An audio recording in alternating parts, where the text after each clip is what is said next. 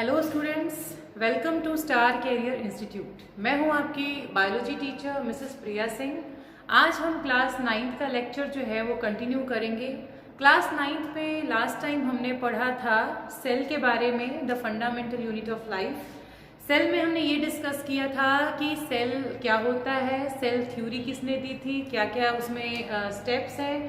साथ ही साथ हमने ये देखा था कि प्लाज्मा मेम्ब्रेन क्या होता है। प्लाज्मा मेम्ब्रेन के बारे में हमने ये डिस्कस किया था कि प्लाज्मा मेम्ब्रेन जो होता है वो किसी भी सेल की आउटर कवरिंग होती है जो किसी भी मॉलिक्यूल्स को, आयन को या फिर गैस को फ्रॉम आउटसाइड टू इनसाइड या फिर इनसाइड टू आउटसाइड जो है वो अलाउ करती है। ठीक है, आपने ये भी देखा था कि जो सेल मेम्ब्रेन होता है उसमें छोटे छोटे पोर्स होते हैं जो इन मटेरियल्स को अलाउ करते हैं अंदर जाने के लिए। आपने ये भी पढ़ा था कि प्लाज्मा मेम्ब्रेन या फिर सेल मेम्ब्रेन जो होता है they are selective in nature. Selective का मतलब क्या होता है, चयनात्मक होते हैं, या मतलब ये कुछ ही मॉलिक्यूल्स को या आयंस को ये अलाउ करते हैं अंदर जाने के लिए या फिर बाहर से अंदर जाने के लिए या फिर अंदर से बाहर जाने के लिए। इसी तरीके से आपने ये भी देखा था कि जब हम किसी सेल को किसी मीडियम में रखते हैं, किसी सॉल्यूशन में रखते हैं तो उन पे क्या चेंजेस आते हैं, जिसमें 3 कंडीशन आपने पढ़ी थी, hypotonic, hypertonic and isotonic solution.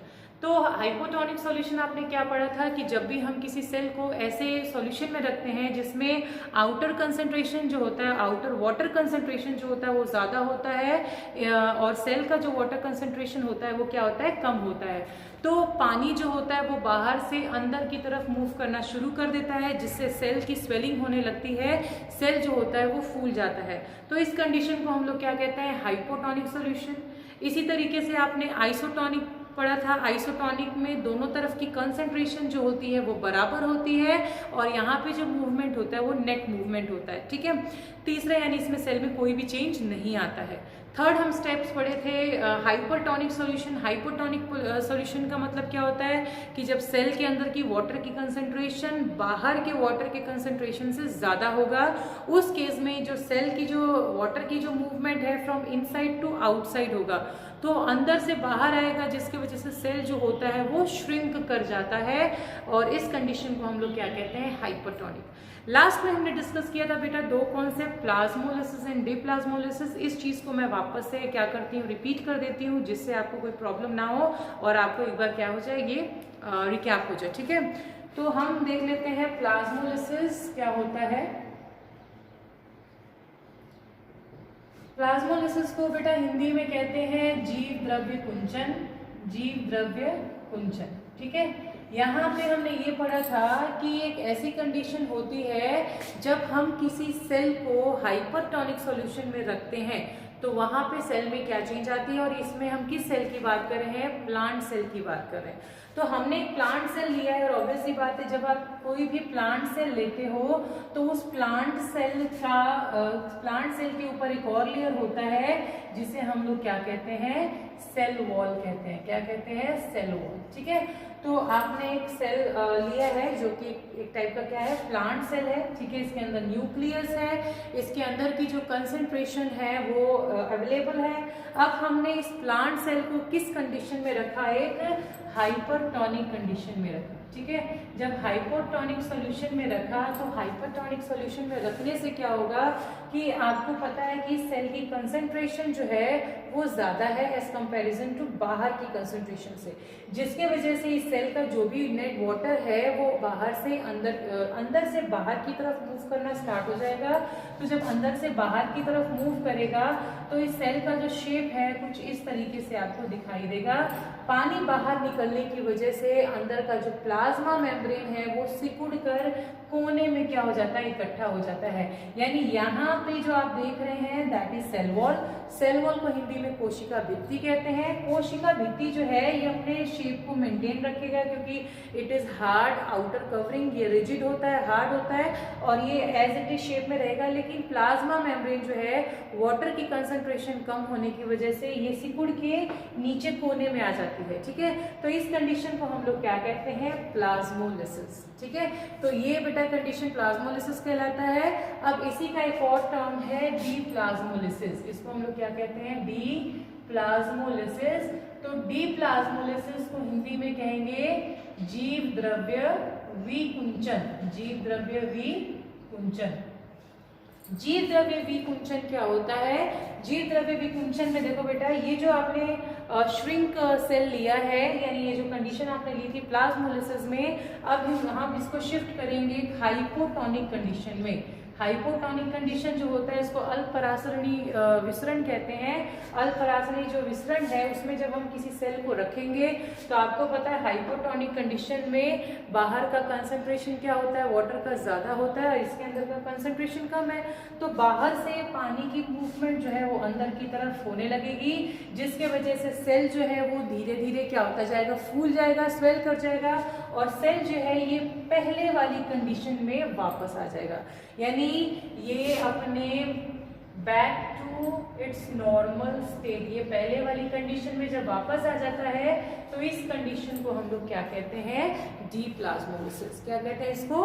डीप्लाज्मोलिसिस। तो आई होप आपको प्लाज्मोलिसिस और डीप्लाज्मोलिसिस के बारे में क्लियर हो गया होगा। नेक्स्ट प्लाज्मा मेम्ब्रेन के बाद हम डिस्कस करते हैं सेल वॉल के बारे में कि सेल वॉल क्या होता है।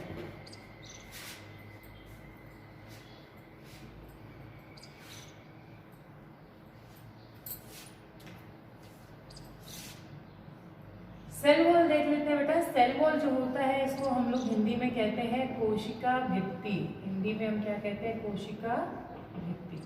अब कोशिका भित्ति जो होती है ये प्लांट सेल में प्रेजेंट होती है, एनिमल सेल में क्या होती है? एब्सेंट। तो it is present in plant cell, ठीक है, ये प्लांट सेल में होता है और एनिमल सेल में ये प्रेजेंट नहीं होता है। सेल वॉल जो होता है it's a rigid hard covering, आप ऐसे कह सकते हो, रिजिड होता है, हार्ड होता है, आउटर कवरिंग होता है, ठीक है ना। इसका एक मेन फंक्शन यही है कि ये एक तो प्लांट को प्रॉपर शेप देता है, it provide proper shape to plant cell. इसी तरीके से इसका दूसरा फंक्शन क्या है? इट प्रोवाइड्स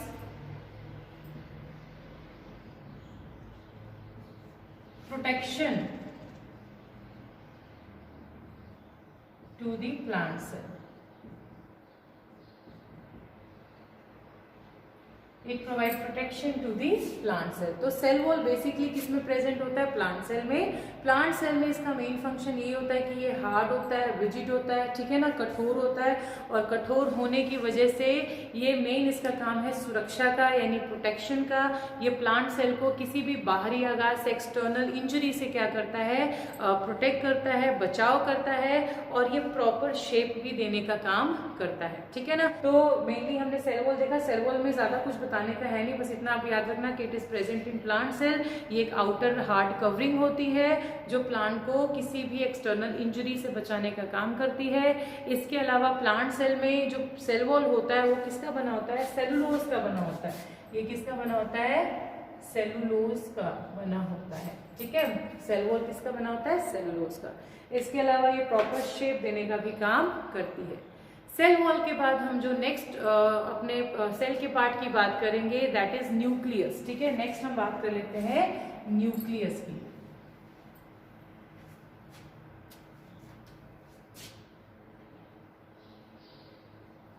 न्यूक्लियस की बात करते हैं तो बेटा जब सेल की हम बात करते हैं तो आपने सेल में देखा होगा एक न्यूक्लियस पाया जाता है, एक छोटा सा स्ट्रक्चर होता है सेल के अंदर जिसको हम लोग क्या कहते हैं? न्यूक्लियस। ये क्या है?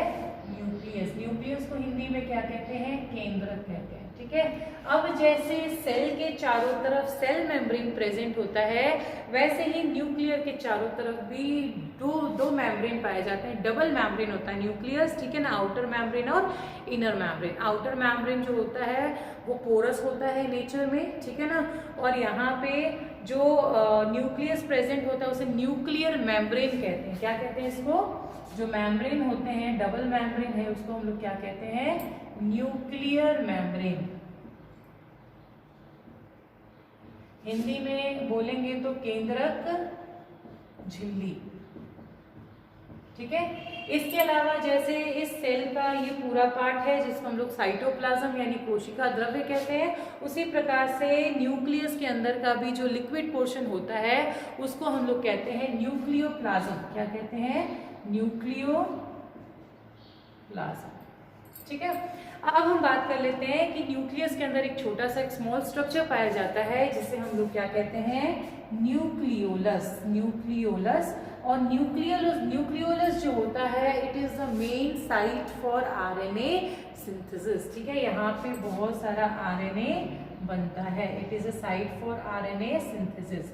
अब हम बात करते हैं कि ये जो न्यूक्लियस है इस पूरे सेल के एक्टिविटी को कंट्रोल करता है, यानी इस पूरे सेल में जितनी भी एक्टिविटीज हो रही है, सेल की फॉर्मेशन हो रही है, जो भी स्टेप्स फॉलो हो रहे हैं उन सभी को कंट्रोल कौन करता है, न्यूक्लियस करता है।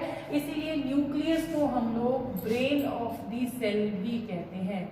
न्यूक्लियस को हम लोग क्या कहते हैं, ब्रेन ऑफ द सेल। ये पूरे सेल का ब्रेन होता है। जैसे हमारी पूरी बॉडी में हमारी पूरी बॉडी के वर्क को कौन कंट्रोल करता है, हमारा ब्रेन करता है। उसी प्रकार से सेल को न्यूक्लियस कंट्रोल करता है, जिसकी वजह से उसको हम लोग क्या कहते हैं, ब्रेन ऑफ द सेल। एक चीज और बता दूं कि न्यूक्लियस के अंदर एक बहुत ही इंपॉर्टेंट जेनेटिक मटीरियल पाया जाता है, आनुवंशिक पदार्थ पाया जाता है। उस जेनेटिक मटीरियल को हम लोग क्या कहते हैं, डीएनए। अब बेटा डीएनए और आरएनए में आई होप आपको डिफरेंस क्लियर होगा।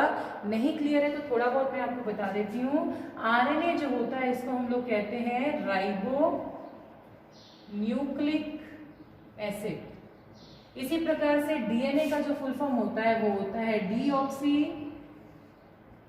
Ribo nucleic acid. डीएनए का फुल फॉर्म क्या होता है, डीऑक्सीराइबोन्यूक्लिक एसिड। आरएनए का फुल फॉर्म क्या होता है, ribonucleic acid. Most of the organism on this earth जिसमें डीएनए जो होता है एज अ जेनेटिक मटेरियल के रूप में प्रेजेंट होता है। अब जेनेटिक मटेरियल क्या होता है ये मैं आपको बता देती हूँ। जेनेटिक मटेरियल जो होता है इसमें जीन्स होते हैं, ये हेरिटेबल कैरेक्टर्स होते हैं। जीन्स जो होते हैं हमारे कुछ इंपॉर्टेंट फीचर्स को, हमारे कैरेक्टर्स को from one generation to next generation pass करने का काम करते हैं। ठीक है ना, यानी कोई भी पीढ़ी दर पीढ़ी लक्षणों का जो स्थानांतरण हो रहा है वो किसकी वजह से हो रहा है, डीएनए की वजह से हो रहा है। ठीक है ना। अब जैसे फॉर एग्जांपल आप जनरली देखते हो कि हम ह्यूमंस में या ह्यूमन पॉपुलेशन में किसी भी एक फैमिली की बात करें तो उनके बच्चे जनरली अपने माता पिता से, अपने दादा दादी से रिजेंबल करते हैं। ठीक है ना, उनके फीचर्स, उनके लक्षण जो होते हैं उनके ऊपर उनके माँ बाप से या फिर उनके दादा दादी से मिलते जुलते हैं। तो वो क्यों मिलते हैं, इसी वजह से मिलते हैं क्योंकि वो डीएनए के जरिए पीढ़ी दर पीढ़ी, जनरेशन टू जनरेशन वो कैरेक्टर्स जो होते हैं पास होते रहते हैं। ठीक है, मदर फादर के कैरेक्टर्स उनके बच्चों में आते हैं, फिर वो कैरेक्टर जो है जनरली उनके बच्चों में नेक्स्ट जनरेशन में पास हो जाएगा। तो इन सभी चीज़ों को पास करने का काम कौन करता है, डीएनए करता है। आरएनए जो होता है it's a part of cell कह सकते हो, ये सेल या न्यूक्लियस का एक पार्ट होता है जो दूसरे मेटाबॉलिक एक्टिविटी में क्या करता है, रोल प्ले करता है, हेल्प करता है। ठीक है, आरएनए भी जेनेटिक मटेरियल के रूप में काम करता है बट इन सम वायरसेस, सभी में नहीं करता है। कुछ वायरस में आरएनए जेनेटिक मटेरियल, आनुवंशिक पदार्थ के रूप में कार्य करता है, बट बाकी मोस्ट ऑफ द ऑर्गेनिज्म में आरएनए जो होता है एक simple as a part of nucleus किसी एक्टिविटी में रोल प्ले करता है। ठीक है ना, तो या आप कह सकते हो प्रोटीन सिंथेसिस में क्या करता है, हेल्प करता है। तो ये चीज थी दो टाइप के, आरएनए और डीएनए के बारे में। ठीक है, न्यूक्लियस जैसे मैंने आपको बता दिया कि न्यूक्लियस जो होता है it is present in cell. ठीक है, सेल में इसके ऊपर दो मेम्ब्रेन होते हैं जिसे न्यूक्लियर मेम्ब्रेन कहते हैं। न्यूक्लियर मेम्ब्रेन जनरली ये भी पोरस होता है और साथ ही साथ इसमें होल्स प्रेजेंट होते हैं, छोटे छोटे होल्स होते हैं। अब यहाँ से इसका फायदा क्या है कि यहाँ के जितने भी मटीरियल्स हैं वो न्यूक्लियस के अंदर और बाहर आ जा सकते हैं। ठीक है ना, इसी मेम्ब्रेन के जरिए होता है। न्यूक्लियस के अंदर के प्लाज्मा को या फिर आप कह सकते हो लिक्विड को हम लोग क्या कहते हैं, न्यूक्लियोप्लाज्म कहते हैं। न्यूक्लियोप्लाज्म में या न्यूक्लियस में एक और छोटा सा स्ट्रक्चर प्रेजेंट होता है जिसे हम लोग न्यूक्लियोलस कहते हैं। Nucleolus generally it is a site for RNA synthesis, यहाँ पे आरएनए का निर्माण होता है। इसके अलावा न्यूक्लियस में डीएनए पाया जाता है। डीएनए एक जेनेटिक मटेरियल होता है जो किसी भी कैरेक्टर को from one generation to next generation जो होता है पास करने का काम करता है। तो ये था न्यूक्लियस के बारे में। नेक्स्ट हम बात करते हैं साइटोप्लाज्म के बारे में। साइटोप्लाज्म जो होता है it's a main part, it's a liquid part या आप कह सकते हो semi liquid part in the cell. इसको साइटोप्लाज्म हिंदी में क्या कहते हैं, कोशिका द्रव्य कहते हैं। कोशिका द्रव्य यानी साइटोप्लाज्म जो होता है, यानी ये पोर्शन जो होता है एक ऐसा पार्ट होता है जिसमें बहुत सारे कोशिकांग यानी सेल ऑर्गेनील्स भी पाए जाते हैं, जैसे कि एंडोप्लाज्मिक रेक्टिकुलम हो गया, माइटोकॉन्ड्रिया हो गया, क्लोरोप्लास्ट हो गया, ठीक है ना, वैक्यूल्स हो गए। ये सारी चीज़ें किस में अवेलेबल होती हैं? साइटोप्लाज्म के अंदर प्रेजेंट होती है। साइटोप्लाज्म में इन ऑर्गेनील्स के अलावा बहुत सारे रिजर्व फूड मटेरियल्स भी प्रेजेंट होते हैं, जैसे कि प्रोटीन्स के रूप में, लिपिड्स के रूप में, ठीक है ना। ये सारी चीज़ें इनके अंदर प्रेजेंट होती है और एक मीडियम की तरह एक्ट करते हैं, एक तरह से मीडियम होते हैं जो किसी भी मॉलिक्यूल्स को पास करने में, ट्रांसपोर्ट करने में, ठीक है, हेल्प करते हैं। इसके अलावा एक तरह से एक साइट होता है, आप कह सकते हैं इसमें बहुत सारी एक्टिविटीज़ भी, बायोलॉजिकल एक्टिविटीज़ पाथवे चलते रहते हैं, जैसे कि ग्लाइकोलिसिस। ग्लाइकोलिसिस जो होता है रेस्पिरेशन का एक पार्ट होता है, स्टेप होता है, ये आप हायर क्लास में पढ़ेंगे। तो ये ग्लाइकोलिसिस भी जनरली कहाँ पूरा होता है? ये साइटोप्लाज्म में ही पूरा होता है। तो ये साइटोप्लाज्म में बहुत सारे ऑर्गेनील्स होते हैं, जैसे कि ईआर, गोल्जी, लाइसोसोम, राइबोसोम, ठीक है, वैक्यूल्स, क्लोरोप्लास्ट, माइटोकॉन्ड्रिया। अब ये क्या होते हैं, इनके बारे में भी हम एक एक करके आगे डिस्कस करेंगे। फिलहाल आज के लिए इतना ही। Thank you. अगर आपको कोई डाउट हो तो आप कमेंट बॉक्स में लिख के मुझसे पूछ सकते हैं। तब तक के लिए नमस्ते।